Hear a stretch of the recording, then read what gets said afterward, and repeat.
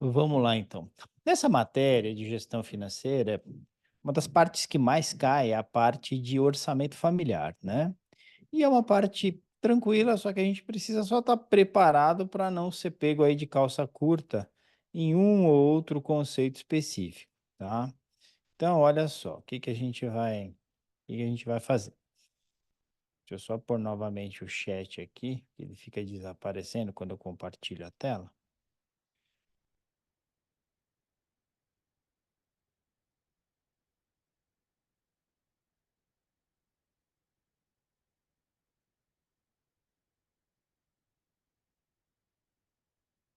Muito bom, agora sim.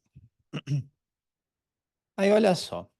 É, um orçamento familiar, né, e isso você precisa saber para a prova, precisa saber para o seu trabalho de planejador financeiro também, né? Ele sempre vai ser composto de receitas e despesas, sendo que as receitas é algo bem intuitivo, elas vêm da renda que aquela família possui. Pode ser salário, pode ser aluguel, pode ser recebimento de juros, recebimento de dividendos e assim por diante. Tudo isso compõe a renda e, portanto, as receitas daquela família, tá certo? E aí você tem as despesas, que são todos os gastos que aquela família possui.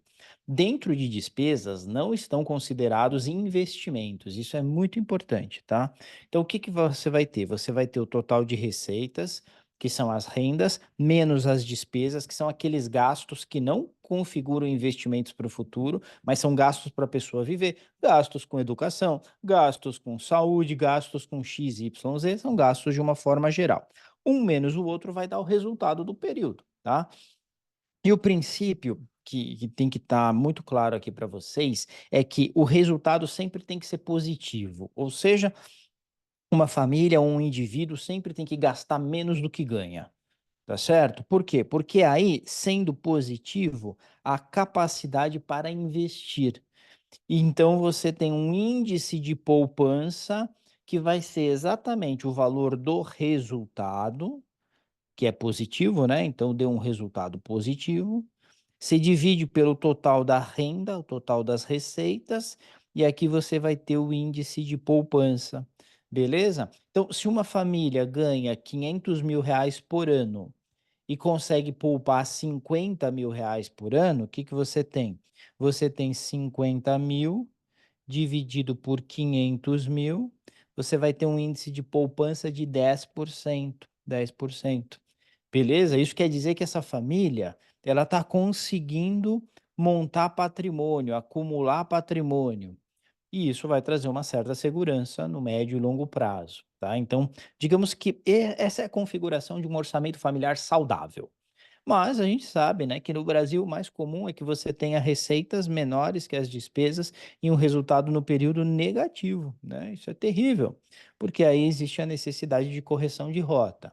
A gente não consegue, nenhuma família consegue de forma sustentável gastar mais do que ela ganha. Isso trará problemas estruturais, psicológicos, de relacionamento e assim por diante. Por isso que fica muito claro que a Planejar diz que há necessidade de uma correção de rota, tá certo? Então, o módulo um ele vai estar muito ligado, ele vai estar muito focado nesse planejamento de receitas e de despesas. Por quê? Porque havendo um índice de poupança, no módulo 2 a gente aprende de uma forma muito clara como fazer a alocação desses ativos. Quanto que vai para renda fixa, renda variável, investimentos no exterior e assim por diante. Tá certo? Fundos de investimento e tal. Mas tudo isso depende do módulo um, por isso que o módulo um se chama de planejamento financeiro, para que haja recursos para serem poupados.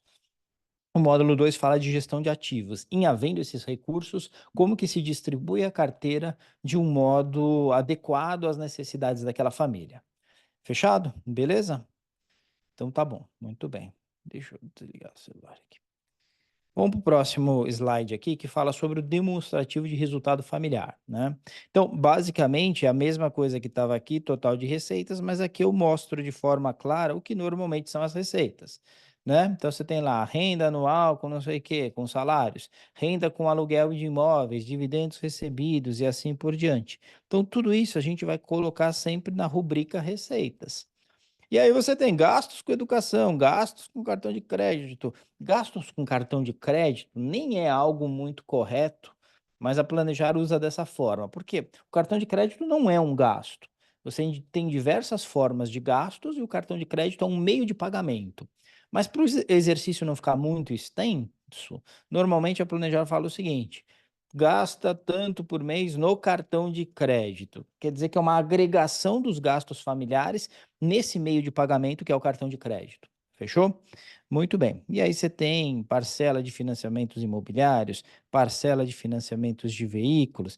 Aqui tem uma mistura de amortização com juros, mas não importa, tá?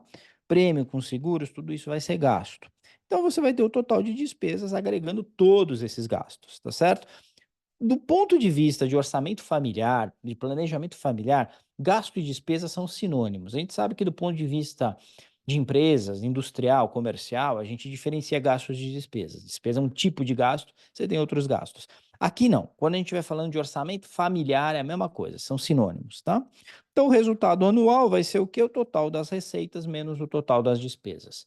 Beleza? Tranquilo? Então, aqui são todas as receitas recorrentes, aqui são todas as despesas recorrentes, um menos o outro vai dar o resultado familiar. Fechou? Muito bom. Depois a gente entra na questão do fundo de emergência. O que é o fundo de emergência? É uma quantidade de recursos de alta liquidez, de baixíssimo, vão estar aplicados em baixíssimas, em investimentos de baixíssimo risco, tá certo? Por quê? Porque ele pode ser necessário a qualquer momento, até por isso ele se chama fundo de emergência.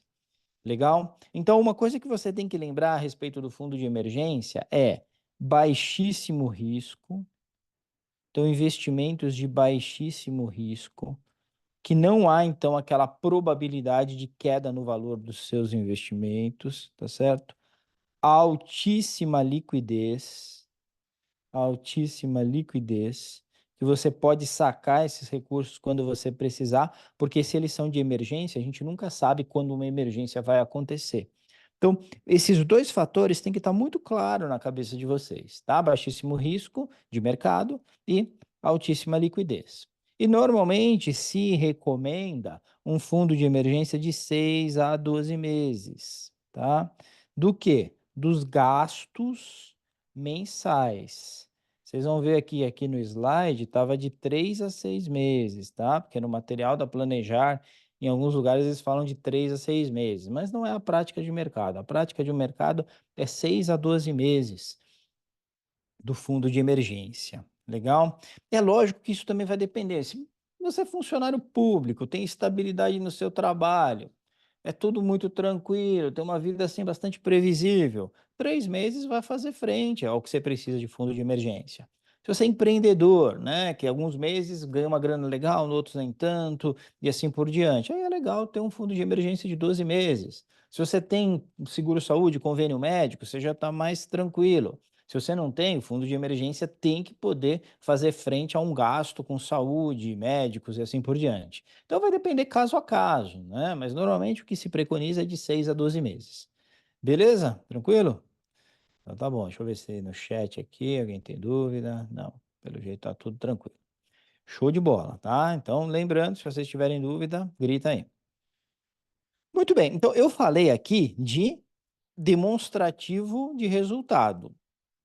Rendas menos despesas dando um resultado, tá? Agora a gente vai falar de um outro bicho que é o balanço patrimonial. Qual que é a diferença entre um demonstrativo de resultado e um balanço patrimonial? Demonstrativo de resultado é a soma de todas as receitas no ano e a dedução de todas as despesas no ano, tá certo? Então é um fluxo, é como se fosse um filme do que aconteceu em determinado ano, por exemplo, no ano passado, 2023. O balanço patrimonial, diferentemente, ele é uma foto.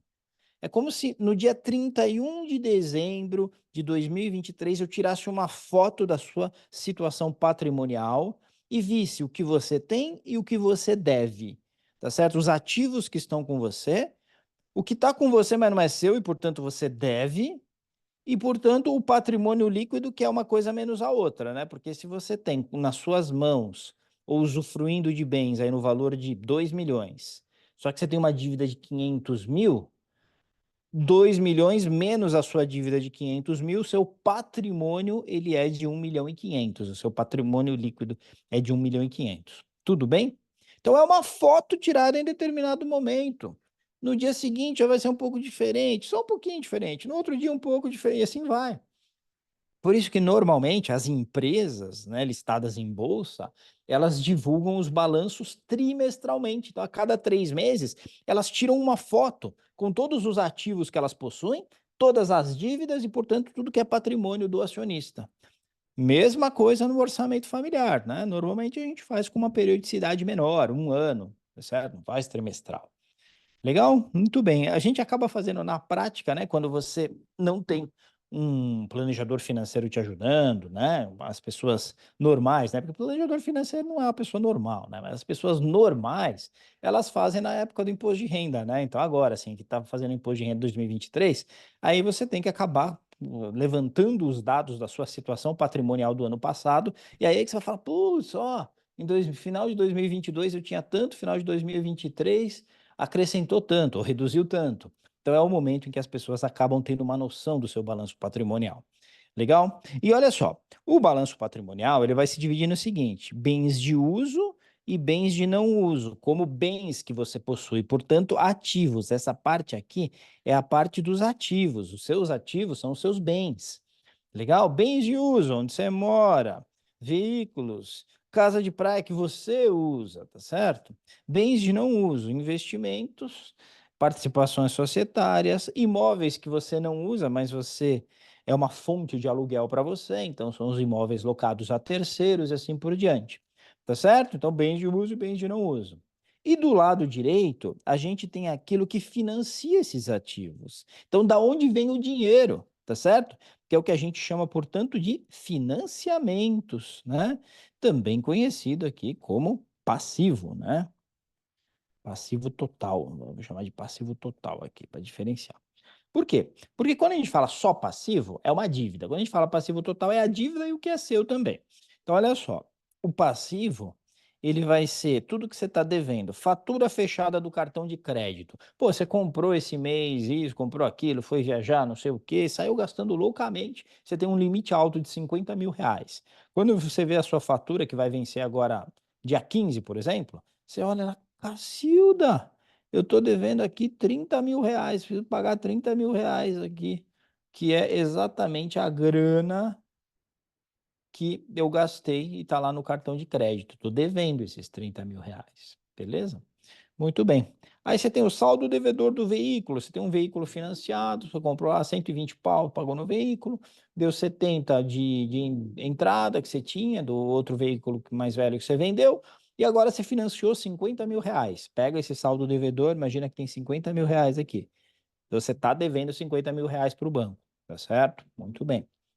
Saldo devedor do imóvel, mesma coisa. Você financiou um imóvel, está devendo 300 mil reais aqui, que é o saldo devedor desse imóvel. Tudo isso vai entrar em dívidas ou passivo.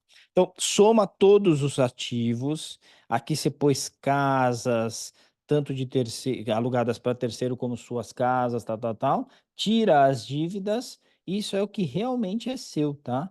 Então, aqui dentro de patrimônio líquido, você vai ter as suas casas, naturalmente, tirando as dívidas, vai ter os investimentos, participações societárias, e essa é uma conta de chegada. Então, o patrimônio líquido, ele é sempre os ativos, ativo total, menos o passivo total, desculpa, menos o passivo, que são as dívidas. Beleza? Tranquilo? Deixa eu ver se o pessoal tem alguma dúvida aqui. Não, tá de boa pelo jeito. Muito bem. É isso aí, tá certo? Então, qual que é a grande sacada para você não se perder? Você vai ter que identificar o que são as coisas. É você sempre se fazer essa pergunta: isso aqui é um bem? Isso aqui é uma renda? É uma despesa? Ou é uma dívida? Tá certo? Vai ser uma dessas quatro coisas, sempre. Muito bem. Vamos falar um pouquinho agora do índice de cobertura, tá? O índice de cobertura é quantos meses a família aguenta sem renda. E para saber isso, a gente sempre vai olhar para os ativos líquidos de curto prazo, que é o fundo de emergência.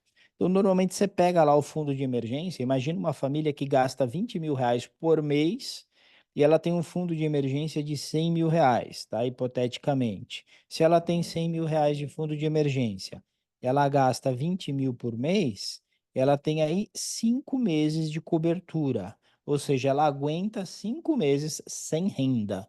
Legal? E sem ter que consumir algum ativo de longo prazo, sem ter que vender a casa na praia, sem ter que vender automóvel, sem ter que vender XYZ. Beleza? O índice de cobertura vai ser isso e ele é dado normalmente em meses, ok? Você vai ter um outro índice, que é o índice de endividamento, que é muito fácil também, é só você pegar o total das dívidas, tá certo? Aqui, eu preciso tirar esse total, é passivo dívidas, tá certo? Sobre o ativo total. Legal? Então, olha só, o índice de endividamento pega uma família que tem como ativos, como bens, R$ 2 milhões no total.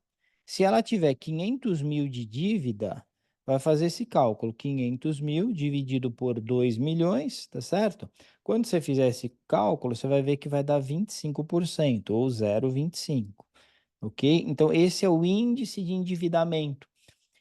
Quer dizer, quanto do seu patrimônio, dos seus ativos totais, né? Quanto dos seus ativos que você possui são financiados com dívida. 25% aqui estão financiados com dívida, o resto é financiado com seu dinheiro mesmo, tá certo?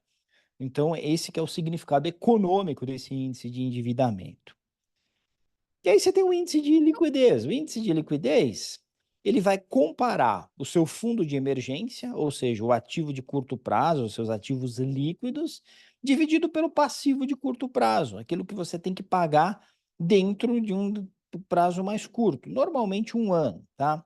Normalmente, pessoal, quando cai alguma questão assim, eles já falam de forma direta. O ativo de curto prazo é tanto, o passivo de curto prazo é tanto, e aí eles pedem o índice de liquidez. Então é bem tranquilo, tá? Se não der qual é o valor, você tiver que calcular o valor, lembra sempre o seguinte: ativo de curto prazo é aquilo que você consegue sacar hoje. Você consegue ter essa liquidez hoje. Passivo de curto prazo é aquilo que você tem que pagar num prazo bastante curto aí. Então vai ser a fatura do cartão de crédito, a fatura fechada do cartão de crédito, vai ser parcelas vincendas de algum tipo de financiamento e esse tipo de coisa. Mas aí a prova vai ter que especificar de forma bastante inequívoca, tá bom? Muito bem, bora trabalhar, né? A gente fez aqui. Lembrando, né? Nas aulas gravadas eu explico com bastante detalhe. Aqui eu faço sempre uma revisão muito rápida, tá? Vamos para as questões. Uma família possui a seguinte situação patrimonial financeira, né? Então aqui a gente vai ter a situação da família, certo? Vamos lá. E cada item que a gente tiver, a gente vai ter que classificar aqui na situação da família. Olha só. Renda líquida anual com salários de 800 mil. PGBL com saldo líquido de tanto e aportes de tanto. Então, vai ter uma série de situações aqui, tá certo? E a gente vai ter que montar o demonstrativo de resultado, vai ter que montar o balanço. Tá? Em algumas provas eles pedem isso, em algumas outras provas não. Então você tem que estar preparado sabendo fazer, ok? Então olha só, vem comigo. Primeira coisa, para resolver isso da forma adequada, você vai marcar o que é cada um dos itens. Você vai marcar se é renda, portanto receita, você vai marcar se é despesa, você vai marcar se é ativo ou se é passivo, tá? RDAP aí, dessas 4 letrinhas você vai colocar. Ou pode ter coisas para despistar você e aparece lá e não é nada, você não tem que pôr letrinha nenhuma, então tem que estar bem esperto nisso. Fechado? Então vem comigo, olha lá. Ó. Renda líquida anual com salários de 800 mil, é o que isso aí?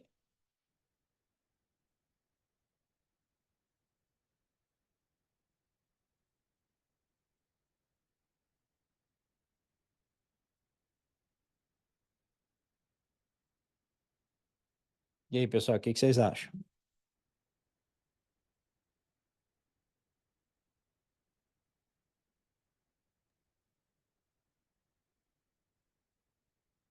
É receita, né? Então você vai lá e marca R de receita, tá vendo? Né? Renda é receita. Ciro falou aqui, é renda, é receita. Beleza? Muito bem. O que mais? PGBL com saldo líquido de 150 mil, né? E aportes anuais de 20 mil. Então, olha só, Ativo. o que que é os 150 mil? É um saldo que está Ativo. lá, tá certo? Então, se é um saldo, isso aqui vai ser ativo. 150 mil é ativo, beleza? E como disse o nosso querido Leandro aí, esse 20 mil aqui não é nada. Por que que ele não é nada? Não seria um gasto, professor? Não seria uma despesa? Não, porque ele está compondo um patrimônio para o futuro, tá certo? Não é, a pessoa não está gastando, ela está investindo, ela está fazendo uma aplicação para o futuro, beleza? Então a gente não coloca nada aí em relação à despesa ou alguma coisa nesse sentido, tá bom? Dois veículos financiados no valor de mercado de 100 mil. Dois veículos são o quê? São ativos, né? Porque eles são um bem, certo? Muito bom. Financiamento imobiliário de 800 mil. Ó, pensa o seguinte: casa é bem, mas financiamento não. Financiamento é o quê? É um passivo, é uma dívida. Então você tem que colocar P, beleza? Bom. Imóvel com valor de mercado de 1,6 milhão. Bom, já dei o disclosure antes, né? Já dei o spoiler antes. Você vai ter um ativo aqui, né? Afinal de contas, casa é ativo. Agora pensa comigo, né? O que que vai acontecer na prática? Até no imposto de renda você faz assim, ó. Você tem 1,6 milhão aqui de bem, você tem 800 mil de dívida, o patrimônio que realmente é seu é 800 mil, é a diferença deste com este, tá? Por quê? Porque quando a gente fizer o balanço, a gente está classificando esse como ativo e esse como passivo. Beleza? Muito bem. Casa na praia de 900 mil, no valor de 900 mil. A casa é um bem, não é? Se ela é um bem, o que que você vai fazer? Você vai colocar, é isso mesmo, Ciro, vai colocar lá como ativo. Financiamento de veículos no valor de 70 mil. O nome já diz, é um financiamento. Sempre que você vir financiamento, você sabe que aquilo é um passivo, que é uma dívida, tá certo? Então, passivo. Gastos com educação no valor de 80 mil anuais. Palavrinha-chave, se tiver gastos, despesas, custos, você vai colocar como D de despesa, tá? Gastos é despesa. Gastos com cartão de crédito no valor de 220 mil anuais. Mesma coisa, né? Tá falando de gastos, isso aqui então é despesa. Legal? Seguros com automóveis no valor de 8 mil anuais. Também, né? Estamos tudo aqui no âmbito da despesa. Tudo isso aqui é dinheiro que a gente não diz que vai para o ralo porque você precisa para viver, mas é uma grana que você não recupera do ponto de vista da grana. Você recupera os efeitos que ela produz. Gasto com educação, a gente sabe que são fundamentais para a família crescer e evoluir, mas você não recupera aquela grana, você vai recuperar o ativo do conhecimento e tal, mas o dinheiro já era, tá certo? Seguro com automóvel, mesma coisa. É um dinheiro que você está queimando, seguro com automóvel, tá certo? A gente tem que ter porque a gente não sabe o dia do amanhã, mas é um dinheiro que a gente está queimando. Seguro residencial de 4 mil, também, né, pessoal? Despesa. Tudo despesa isso aqui. Seguro de vida no valor de 5.200 com cobertura de 1 milhão. Ó, esse 5.200 ele é uma despesa, tá certo? E essa cobertura de 1 milhão aqui? Ela não é nada, tá certo? Por quê? Porque essa grana, esse 1 milhão, ele só existe em havendo sinistro, tá? Se não houver sinistro, ele não existe. Ele não é algo material. Então, você nem considera, né, esse 1 milhão. Gastos com saúde no valor de 60 mil mensais. O nome já está dizendo que é gasto, né? Então é despesa. Fundo DI no valor de 50 mil. Isso aí é o quê? O que que vai ser o fundo DI? Ativo. Ativo. Ativo, é isso aí. É ativo e é ativo de alta liquidez, né? Portanto, fundo de emergência. Investimento em ações no valor de 300 mil. Mesma coisa, né? Isso aqui vai ser ativo, tá certo? Dividendos recebidos no valor de 15 mil anuais. Olha só, as ações, Renda. elas são um ativo que geram uma renda, que são os dividendos. Portanto, os dividendos, eles são receita, ok? Fatura fechada no cartão de crédito no valor de 20 mil. Pergunto para você, isso aqui é despesa ou isso é um passivo? Essa fatura Passivo. Passivo. é um passivo. Estou devendo esses 20 mil aqui, tá certo? Muito bem. Ó, aqui a gente teve gastos com cartão de crédito no valor de 220 mil anuais. Isso quer dizer que normalmente essa família gasta 220 mil, tá certo? Então isso sim é uma despesa que a família normalmente tem. Mas aqui é dessa foto que eu estou tirando agora. Tirando a foto agora, eu vejo que a família está devendo 20 mil, que é a próxima fatura. Isso eu coloco como passivo, tá? Então cuidado para vocês não confundirem essas duas coisas. Parcela de financiamentos imobiliários e de veículos no valor de 170 mil anuais. Aqui é uma parcela, tá certo? Tudo que se paga de financiamento imobiliário e financiamento dos veículos soma 170 mil. Se soma 170 mil, é uma despesa que essa família tem com financiamentos imobiliários e de veículos. Legal? Rendimentos líquidos sobre os investimentos no valor de 5 mil. Olha só, tem fundo DI, tá certo? Tem alguma, ou talvez algum outro tipo de fundo, a família, não sei, algum investimento. E uma coisa é o investimento, que é um ativo. Agora, a renda que esse ativo gera, ela é uma renda, acabei de falar, é uma receita, é uma renda, tá certo? Então você vai colocar o R. Beleza? Legal, e é isso aí. Então, cada uma desses valores você precisa classificar.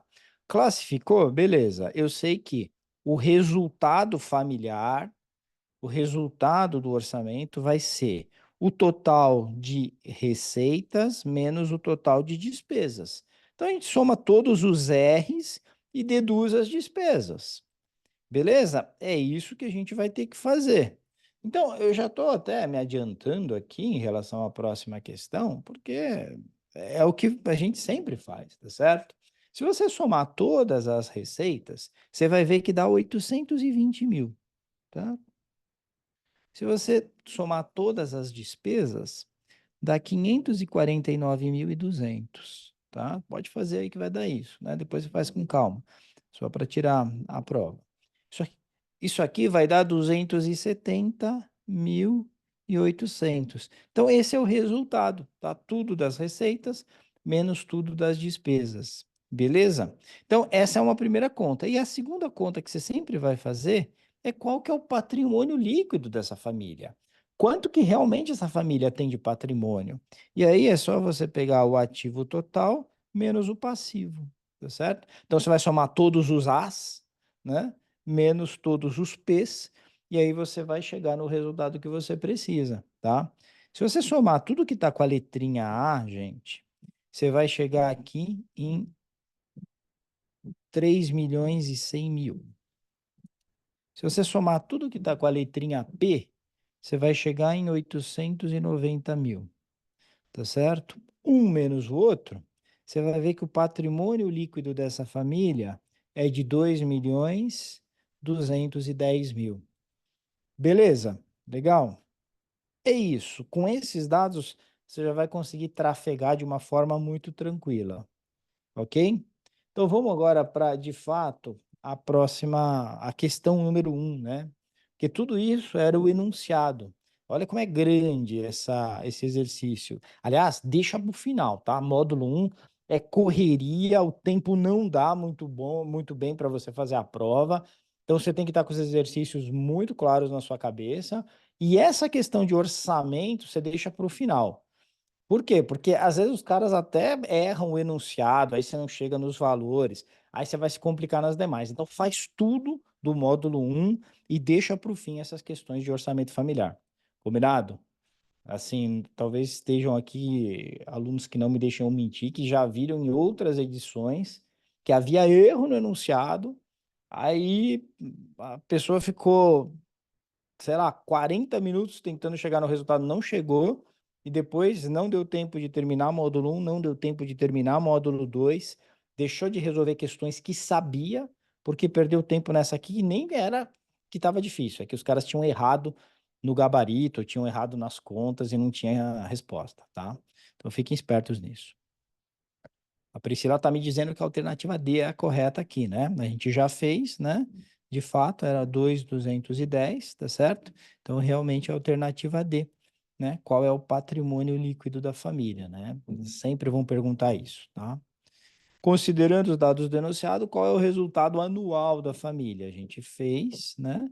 270 e 800, 270 e 800 é a alternativa C, tá? Você vê, não é difícil, é uma conta de mais com menos, né? Bastante fácil, mas se você não for organizado, né? Se você não colocar as letrinhas direitinho no que é ativo, passivo, esquecer um item, você vai errar a questão, tá certo? Então, seja organizado que não vai ter erro. 3. Considerando os dados enunciados, qual é o índice de poupança da família, né? Então, lembra que eu falei para vocês o que era o índice de poupança, né? O índice de poupança, gente, ele vai ser, ó lá, logo no comecinho aqui. Ele vai ser o resultado sobre a renda, sempre, tá certo? Eu tô viajando aqui.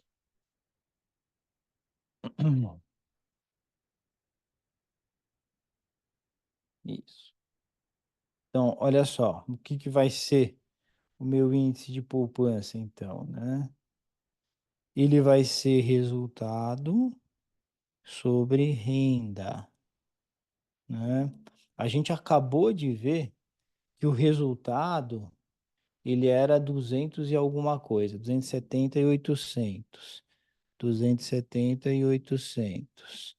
A gente calculou a renda que era 820 mil, não é? Faz um sobre o outro, você vai chegar em 0,3302, tá? Isso aqui é 33,02%, beleza? Então, qual que é a definição de índice de poupança? É quanto me sobra no final. Então, eu ganho tanto, o que me sobra para eu investir, dividido pelo total que eu ganho, é o meu índice de poupança. Nesse caso específico, 33% da renda sobra como índice de poupança, ou seja, essa família consegue investir 33% do que ela ganha, um excelente índice de poupança. Fechado? Beleza? Questão número 4. Qual é o índice de cobertura da família? Vocês se lembram que era o índice de cobertura? O índice de cobertura, ele estava aqui, né? Ele falava sobre o número de meses que a família aguentava, tá certo?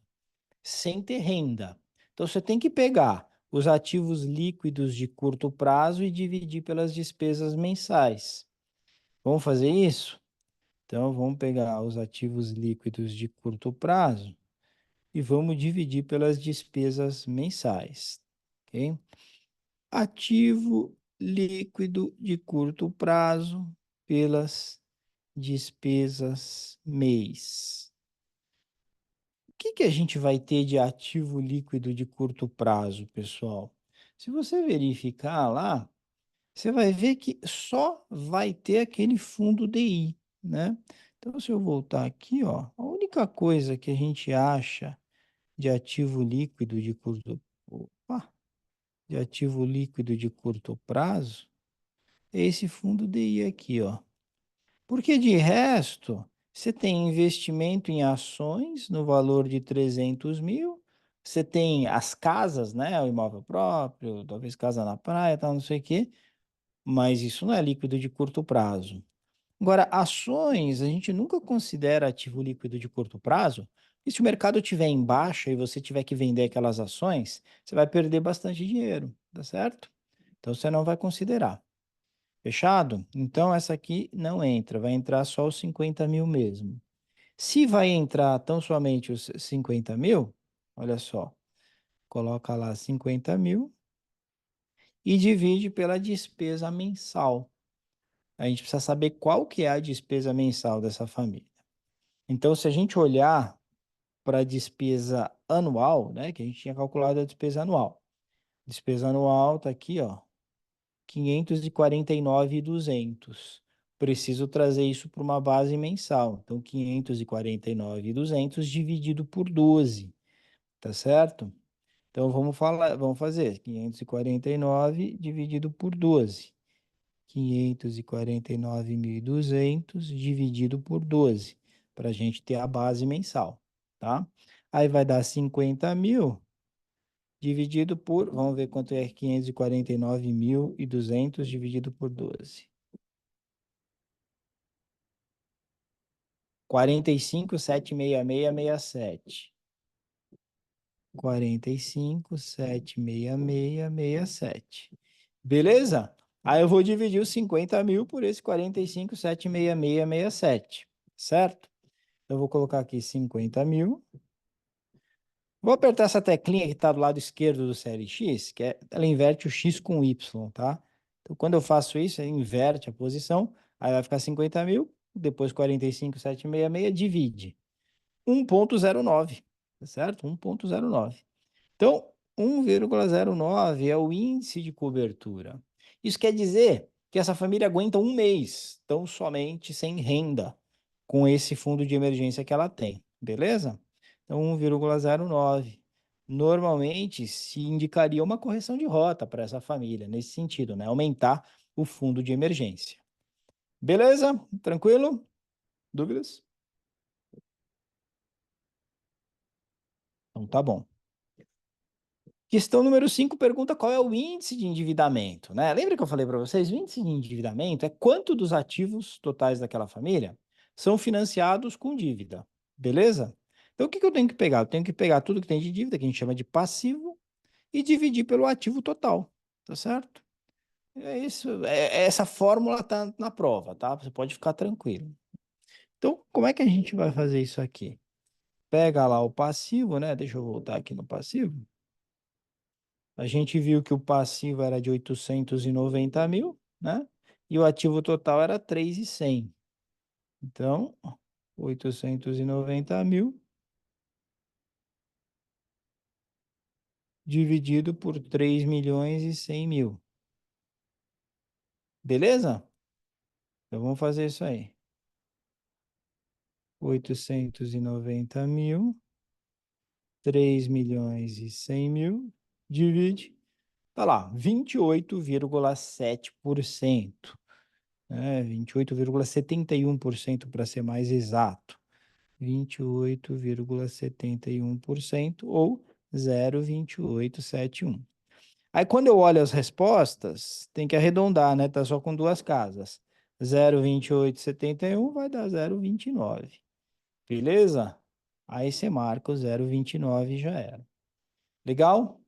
Então fica tranquilo que a fórmula vai estar lá na prova, você só precisa entender o que é cada uma das coisas e onde buscar direitinho os dados. Fechado? Dúvidas? Então tá bom. Vamos para a próxima aqui? Olha só. Nessa próxima questão aqui, a gente vai falar sobre fundo de emergência, né? Você vai ver o seguinte, né? Não tem muito como errar se você entender os conceitos direitinho, e a gente acaba utilizando um pouquinho de conceito do módulo 2 aqui. Olha lá. Um casal possui renda mensal de R$ 35.000, tá certo? O resultado financeiro é de 5.000. Se possui renda de 35 e um resultado mensal de 5.000, quer dizer que gasta 30.000, né? Então você já vai fazendo essas conexões mentais aí. Ambos possuem emprego no CLT e não possuem qualquer reserva de emergência.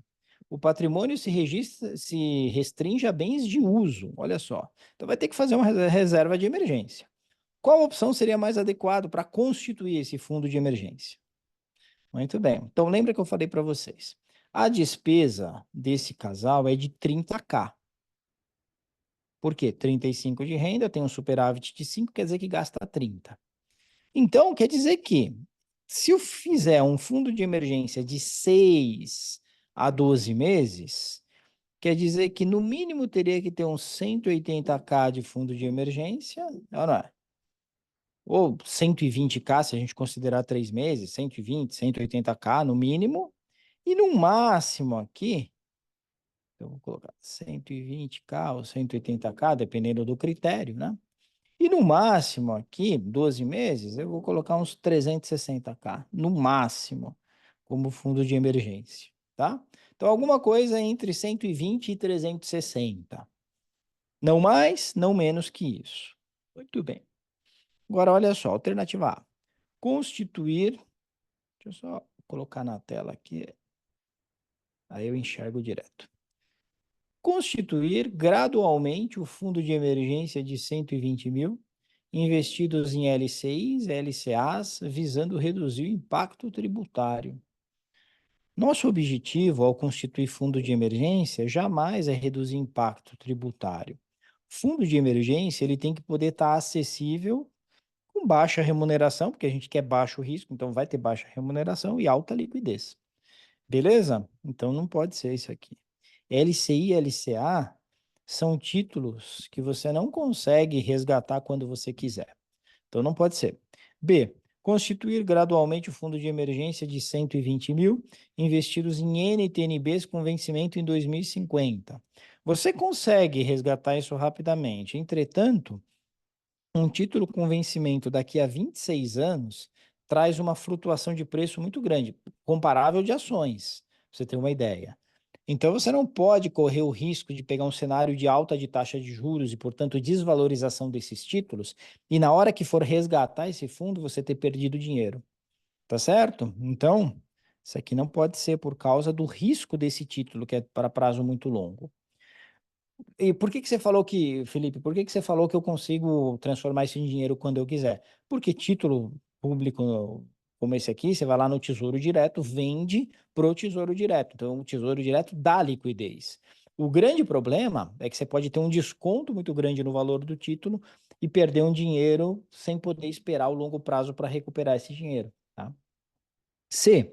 Constituir gradualmente o fundo de emergência de 120 mil em CDBs de primeira linha com liquidez diária. Show de bola. 120 mil está dentro dos 250 do fundo garantidor de crédito. Então você tem esse recurso garantido. Hoje em dia, em uma semana, você recebe do fundo garantidor de crédito, né? Isso daí dá uma zoada no conceito de liquidez, mas sendo também CDB de primeira linha, dificilmente você vai ter algum problema desse tipo, né? E a liquidez é diária, então quando você precisar, você pode resgatar. Então, alternativa C, daquele cachorrão caramelo. Beleza? D. Constituir gradualmente o fundo de emergência de 600 mil, está muito alto isso. Se a gente faz um fundo de emergência de 600 mil, a gente deixa dinheiro, muito dinheiro empatado com taxa baixa, né? Prezando pela liquidez quando não precisava de liquidez. A gente podia ter menos liquidez, podia correr um pouquinho mais de risco, tendo uma taxa maior para compor um patrimônio maior no longo prazo, tá certo? Então não faz sentido essa aqui. Beleza, gente? Dúvidas? Deixa eu ver aqui, deixa eu clicar aqui no chat. Não, não tem dúvida não. Show. Se tiver, pode falar. 7. No 7, a gente vai falar, na questão 7, a gente vai falar sobre crédito consignado, tá? Por que a gente fala sobre esses produtos de crédito aqui no módulo 1? Porque é o que eu falei para vocês, o módulo 1 está preocupado em fazer uma gestão bem feita, uma gestão eficiente dos recursos, da renda que entra e das despesas, das dívidas, tudo isso para sobrar dinheiro no final do mês, para que essa família, para que esse investidor consiga compor o patrimônio, e aí no módulo 2 a gente aloca esses ativos da maneira adequada, tá certo? Então, por exemplo, se você está precisando de dívida, ou se uma família está precisando de dívida, não vai pegar a dívida do cheque especial, né? Não vai ficar no rotativo do cartão de crédito, que isso arrebenta qualquer um, que a taxa é imensa. Vai pegar uma dívida? Pega um crédito consignado, que as taxas são mais baixas. Por isso que você precisa aprender isso no módulo 1 do CFP, justamente para fazer a gestão mais eficiente dos recursos financeiros, das rendas, das despesas, dos ativos e dos passivos da família. Beleza? Então, olha só. Sobre o crédito consignado, analise as seguintes afirmações. Primeiro, é uma modalidade de empréstimo em que o desconto da prestação é feito diretamente na folha de pagamento ou de benefício previdenciário do tomador de recursos. É isso. Então, a grande distinção que existe sobre o crédito consignado é exatamente essa daqui. Existe uma segurança maior para a entidade que dá crédito e, portanto, as taxas tendem a ser mais baixas. Por quê? Não preciso esperar o cara pagar. E a gente vai lá e já morde uma fatia do salário dele, tá certo? Ou da pensão dele, se for um pensionista, assim por diante. 2. A margem consignável é o valor máximo da remuneração recebida, que pode ser comprometida com o empréstimo consignado. O seu limite é de 30% da renda líquida. Não é mais 30%, né? Esse limite foi aumentado para 40%, então isso aqui está errado. Okay? No cartão consignado, o valor mínimo da fatura pode ser descontado automaticamente do salário e do benefício INSS. Essa modalidade possui taxas mais baixas que os cartões de crédito tradicionais. É verdade, né? Então a gente tem uma grande alternativa aqui no crédito consignado que vai fazer com que você possa ter um cartão de crédito, né, diretamente ligado a esse empréstimo e você tem o desconto na fatura, tá certo? Então, 3 está correto. 1 e 3 estão corretas, né? Alternativa C de cachorrão. Beleza? 8. 8 a gente vai falar sobre leasing. Arrendamento mercantil é a mesma coisa que leasing, tá certo? E aí você tem que definir o que é falso e o que é verdadeiro aí nessa questão, né? Então, olha só. É um contrato através do qual a arrendadora, que é a empresa financeira, né, a empresa de leasing, adquire um bem escolhido por seu cliente, que é o arrendatário, por exemplo, uma empresa, né, ou uma pessoa física, né, fazendo leasing de um veículo, para em seguida alugá-lo a esse último por um prazo determinado. O arrendador é, portanto, o proprietário do bem, sendo que a posse e o usufruto durante a vigência do contrato são do arrendatário. Perfeito, é exatamente isso. A instituição financeira, né, a instituição de leasing, normalmente ela é a dona do bem, mas a posse e o uso, o usufruto, né, vai ser do cliente da empresa de leasing, tá? Ao término do contrato de leasing, o arrendatário pode optar por renová-lo por mais um período, por devolver o bem arrendado à arrendadora, tá certo? Que pode exigir do arrendatário no contrato a garantia de um valor residencial, ou dela adquirir o bem pelo valor de mercado por um valor residual previamente definido no contrato. E aí, tá correto isso aqui? Tá correto, né? Tá totalmente correto, né? É exatamente isso.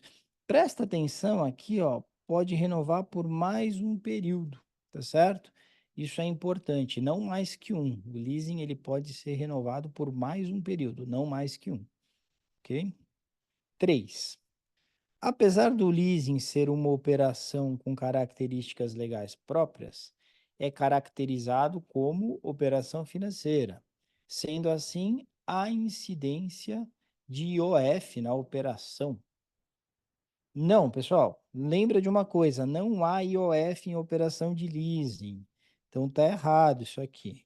Estão corretas, portanto, somente 1 e 2, tá certo? Somente 1 e 2, ok? Muito bem. Nessa questão de leasing, nesse assunto, às vezes se pergunta sobre a possibilidade de pagamento antecipado, né? Então, isso quer dizer o seguinte: eu comprei lá um veículo via leasing, depois de 3 anos eu quero pagar o veículo, tá certo? Eu quero simplesmente encerrar o contrato de leasing antecipando o pagamento. Pode ser feito, tá? Pode ser feito. Só tem uma característica que a gente precisa lembrar. Para os bens com vida útil até 5 anos, eu posso fazer o pagamento antecipado depois de 2 anos do contrato de leasing, depois de 2 anos, tá certo? E para bens cuja vida útil é acima de 5 anos, eu só posso fazer esse pagamento antecipado depois de 3 anos, tá? Isso já caiu uma vez na prova, não tem caído nas últimas edições, mas é bom a gente saber, é bom a gente lembrar. Beleza? Tudo bem. Questão número 9. Questão número 9 vai falar sobre BNDES. São financiados pelo BNDES os investimentos destinados a. E aí a gente vai ter algumas situações aqui: implantação, expansão, modernização, ampliação, recuperação da capacidade produtiva de empresas. Sim, você consegue, via BNDES, comprar equipamentos utilizados na implantação, na expansão, na modernização, ampliação e recuperação. Tudo isso, tá certo? Beleza. 2. Produção e aquisição de máquinas, né? E equipamentos destinados exclusivamente ao setor agropecuário. Sempre desconfie dessa palavrinha apenas, somente, exclusivamente, tá? A gente sabe que o BNDES ele é utilizado por uma série de empresas em diversos setores, né? Então, tá errado. 3. Produção e aquisição de máquinas e equipamentos importados. Essa aqui ela está correta, né? Lembrando que precisa ser feita a nacionalização da máquina antes, né? Você pode importar, faz a nacionalização e depois se utiliza a BNDES, tá certo? Então, 1 e 3 estão corretas. Questão número 10. Considere as seguintes características sobre leasing e CDC. Então, aqui vai ser um comparativo entre leasing e CDC, né? A prova da Planejar normalmente gosta de perguntar sobre leasing e CDC. Legal? Despesas referentes a contraprestações de operações de CDC podem ser sempre deduzidas da base de cálculo de declaração de ajuste do imposto de renda. Não há previsão legal para dedução lá no imposto de renda. Então, tá errado isso aqui. Você pode tomar um empréstimo que for, você não vai conseguir deduzir do imposto de renda. 2. As operações de leasing permitem pagamento antecipado a qualquer momento durante a vigência do contrato, né? Então, olha só. O problema aqui é a qualquer momento. A gente acabou de falar sobre isso, né? O leasing, ele dependendo da vida útil do bem, da vida econômica útil do bem, você vai ter um prazo ou outro de carência, tá? Então, não é a qualquer momento. Você pode pagar antecipado, mas não a qualquer momento. Ok? 3. A incidência de IOF tanto no CDC quanto no leasing. É errado. A gente viu que tem no CDC, mas não tem no leasing. Ok? E 4. Ao término do contrato de leasing, o arrendatário pode optar por renová-lo por mais um período, por devolver o bem arrendado à arrendadora, ou por adquiri-lo pelo valor de mercado ou por um valor residual previamente definido no contrato. Tá perfeito. Então, finalmente, alguma que esteja certa. A 4 está certa, então você marca aqui a alternativa D, que dizia que somente a 4 estava correta. Beleza?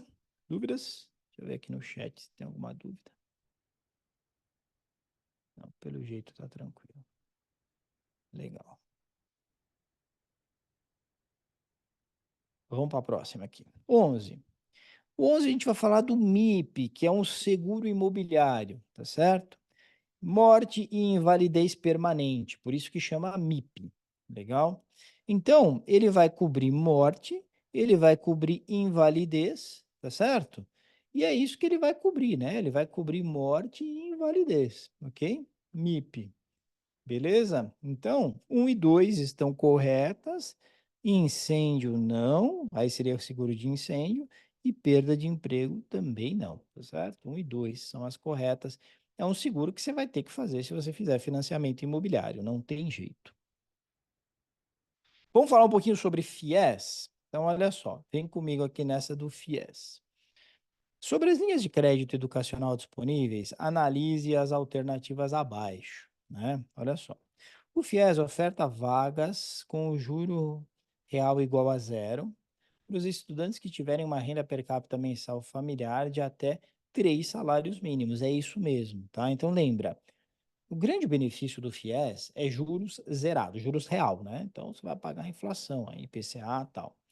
E, e o corte são 3 salários mínimos. Não pode ganhar mais que 3 salários mínimos aquela família. Ok? Então tá correto. 2.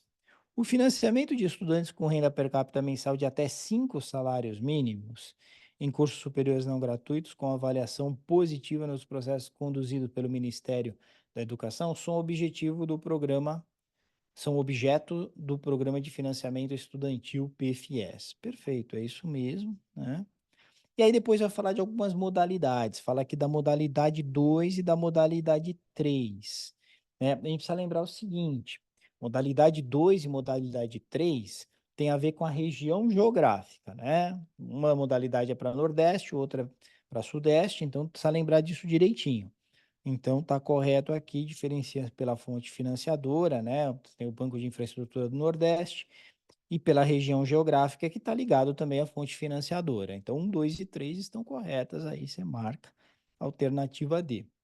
Fechado? Vamos para a última aqui, tá, pessoal? Aí depois eu vou aproveitar para fazer aquele exercício que me pediram de cupom cambial, tá? Olha só, a última está falando sobre penhor, né? Sobre o penhor da Caixa Econômica. O penhor da Caixa Econômica, ele é importante a gente lembrar que você consegue até 100% do bem, como que você colocou lá, um determinado bem. Ele é avaliado em tanto. Você consegue pegar até 100% do valor naquele bem, porque normalmente são bens de baixa volatilidade, baixa flutuação de preço, tá? Então, olha só.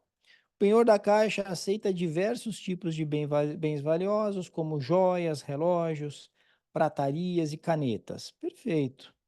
Os limites de empréstimo podem chegar a até 100% do valor das garantias? Podem chegar, não quer dizer que sempre vão chegar, mas podem chegar. A garantia fica em posse do Banco Central e os juros são dos menores do mercado? Não fica no Banco Central, fica na própria Caixa, tá? E os juros realmente são baixos, né? Mas está errado porque não é Bacen.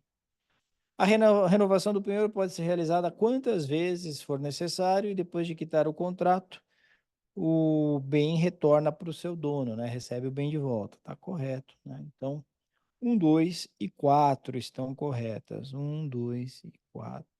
Alternativa B. Legal? Pessoal, qual é a tendência da prova? É não perguntar, é perguntar cada vez menos sobre esses produtos. Vai mudar a prova do CFP já no ano que vem, em 2025, não vai se perguntar mais sobre produtos, só para vocês terem uma ideia da tendência. Então, você não vai precisar mais saber sobre produtos, você vai ter que saber muito mais sobre o processo de planejamento financeiro, tá? Então, é isso que a gente tem aí pela frente. Beleza? Tranquilo, pessoal? Dúvidas?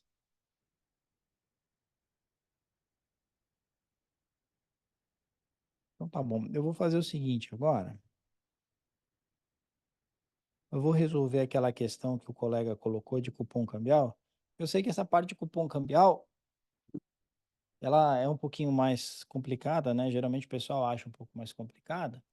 Então, vamos tentar resolver juntos, mas principalmente, vamos tentar entender o racional das coisas para a gente conseguir resolver qualquer questão, tá? Olha só, vocês precisam lembrar o seguinte: eu tenho uma taxa de juros em reais, tá certo? Que é a taxa Selic, por exemplo, taxa livre de risco, ela vai ter nomes diferentes, mas é a taxa em reais, legal? E aí eu vou ter a variação cambial.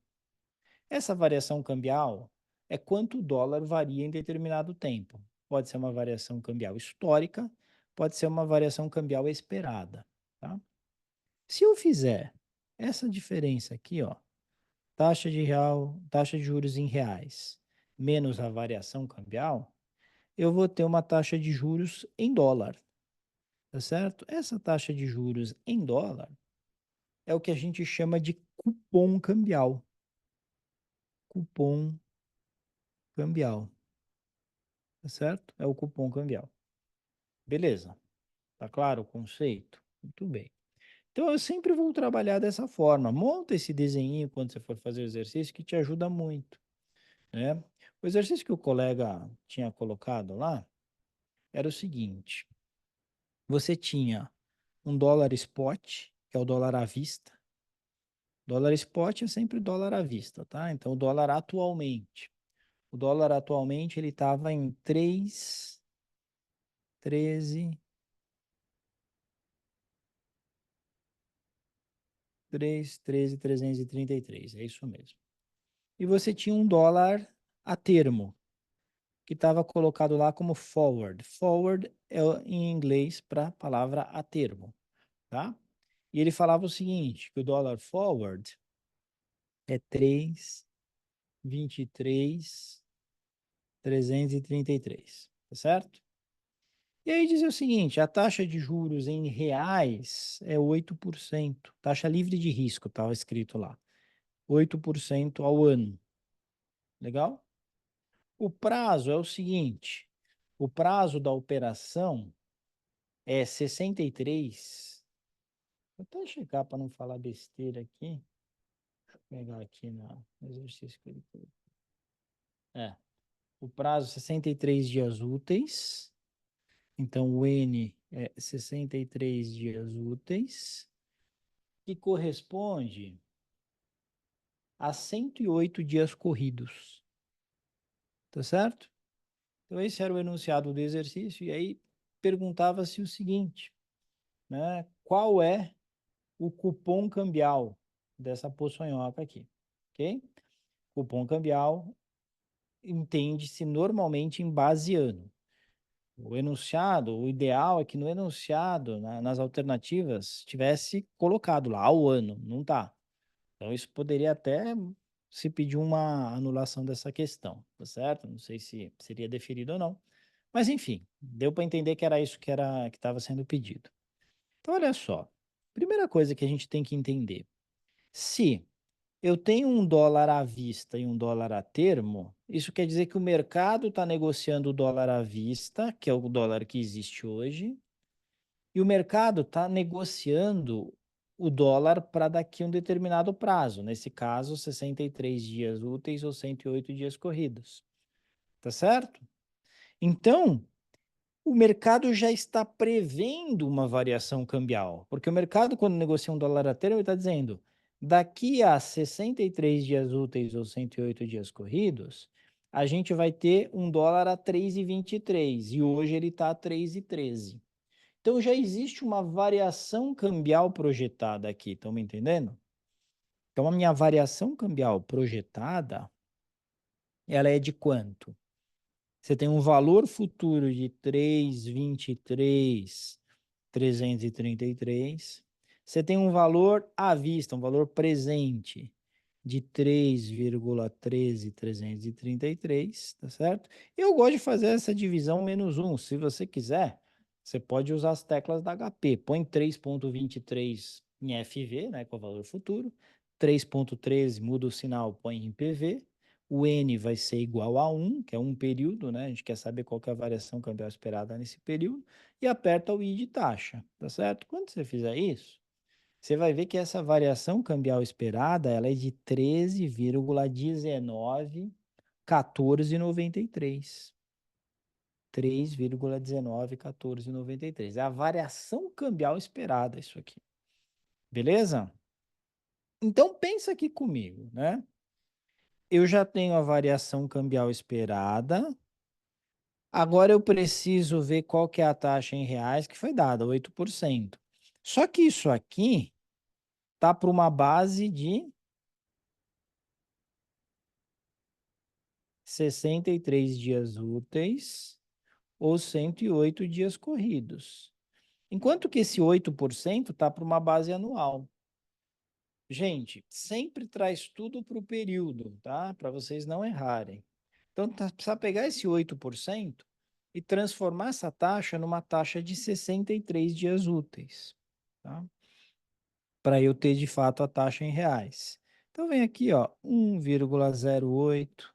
Cada um faz como quiser, né? Eu trabalhava em mesa de operações, a gente sempre fazia direto assim na fórmula, tá? Então, 1,08 elevado a 63, que é o período que eu quero, dividido por 252, que é o período que eu tenho, menos 1. Tá certo? Então você vai fazer essa conta aí. Se fizer essa conta, né, você vai chegar em 1,942655. Então olha que interessante. A minha taxa em reais é essa, ela é 1,94, mais ou menos, tá? Não vou colocar todos os algarismos.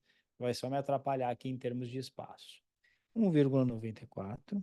Só que a variação cambial, que era para ser menor, ela tá maior aqui, ó. Ela tá pegando tudo essa bagaça aqui. Porque a gente viu que ela é 3,19, ó. 3,19. Tá vendo? Então ela tá comendo a minha taxa em reais e ainda tá passando um tanto. Isso quer dizer que o meu cupom cambial, ele vai ser negativo. Tá certo? Ele vai ser negativo. Então, como é que eu vou fazer esse treco aqui, né? Aí você tem que fazer direitinho aquela conta que é a fórmula de Fischer, lembra? Então diz o seguinte: sempre que eu tenho uma conta assim, que eu tenho que descontar esta taxa dessa, eu não posso fazer 1,94 menos 3,19. Eu venho aqui e faço 1 mais 0,1, desculpa, 0,0194 0,01942655 dividido por 1 mais, e aí 0,03, que é essa aqui, tá? 19,1493 menos 1, tá? Então você tem que fazer aquilo que a gente chamava de fórmula de Fischer, lembra? Se você fizer isso, você vai ver que essa conta aqui, ela vai dar negativa, vai dar menos 1,21,0,214%, né? Deixa eu só apagar aqui, pessoal, esses riscos.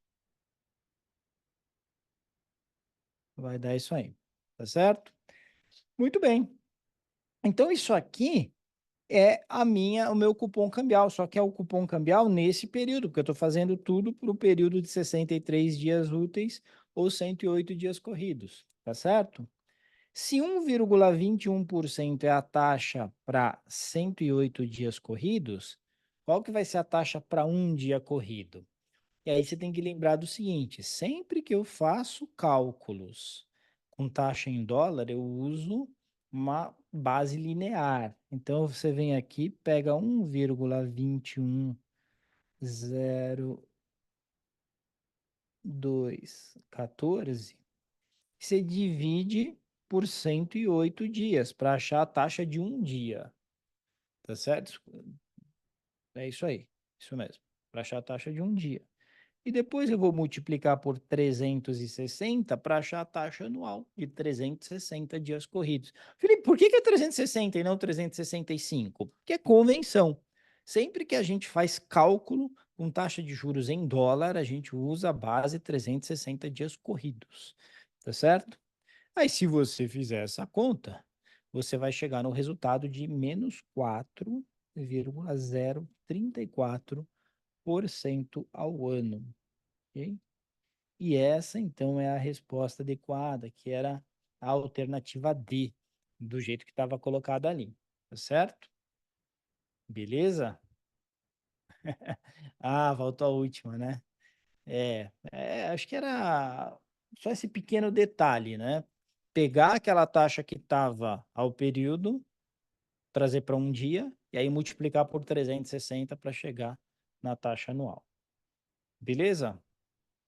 Eu volto a dizer, tem gente que gosta de ensinar mostrando a fórmula, o pessoal decorar a fórmula. Eu acho que se você entender o conceito, primeiro você sofre, nos primeiros exercícios você sofre, mas nos próximos você não erra mais, tá bom? Muito bom, pessoal. Obrigado aí pela companhia de vocês. Segue firme, tá, gente? Segue firme porque a gente vai avançando forte aí no módulo 1, né? Foco, vamos que vamos. Se vocês não ouviram ainda aqueles dois episódios de podcast, ouve aquele podcast, tá certo? Vai lembrando, vai pegando as questões das matérias anteriores e fazendo novamente, porque o nosso grande desafio é esse, entendeu? Beleza? Mas agora você precisa ficar refazendo para não deixar sair da sua cabeça, não deixar sair da sua memória. Fechado? Valeu, galera. Um abraço. Bom final de semana aí pra vocês. Tchau, tchau.